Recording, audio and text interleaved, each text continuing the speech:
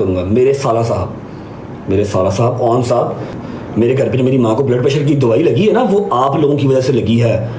मैं चुप हूँ, मुझे चुप रहने दो, मैं बड़ा बुरा फटूंगा। मेरे लो मेरी यूट्यूब सवेरे बंद हो, ये मैंने कोई परवाह नहीं। आपको कोई जानता हो या ना जानता हो, लेकिन सारे आपको इस नाम से जरूर जानते हैं कि आप रजब के साले हैं, फिलहाल तक हैं। समझ लगी है? अपने पल्ले गल पा।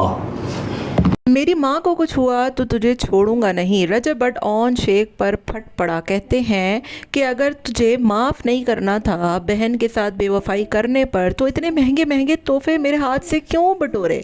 तुम लोग सिर्फ फेमस होने के लिए अपनी बहन का घर बर्बाद कर रहे हो। रजब भट्ट ने ऑन की ठीक ठाक चित्रोल कर दी और कहा कि ये बंदा मेरे सारे हेटर्स के साथ बैठकर मेरा मजाक उड़ाता है, मेरे खिलाफ बातें करता है, मेरी माँ बहनों के ऊपर हंसता है और उन तमाम लोगों के साथ बैठकर ये हंस रहा होता है कि जिनसे मेरी दुश्मनियाँ या मेरे मसले मसाइल हैं। इसका शुरू से मेरे साथ मसला रहा है। आज के बाद इसके ऊपर मेरे घर के सारे दरवाजे बंद हैं, मैं इसको घर में नहीं घुसने दूंगा। इसकी बहन मेरे निकाह में है, अभी तक इसने इस बात का भी ख्याल नहीं किया।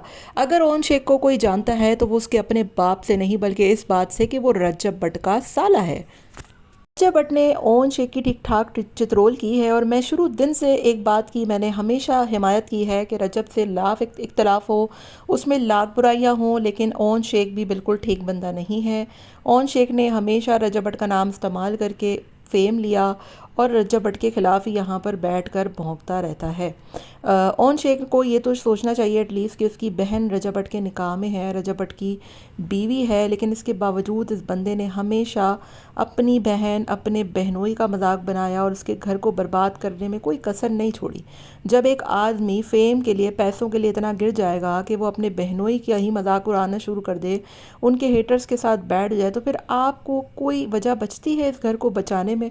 अगर रजब भट्ट चुप है, खामोश है, तो वो सिर्फ अपने बेटे की वजह से चुप है, वरना वो बहुत कुछ कर सकता है। आज की वीडियो में रजब भट्ट ने ओन शेख को ठीक ठाक चित्रोल की और धमकी भी दी है कि अगर आज के बाद तुमने कोई ऐसी उल्टी सीधी हरकत या बात की तो मुझसे बुरा कोई नहीं होगा।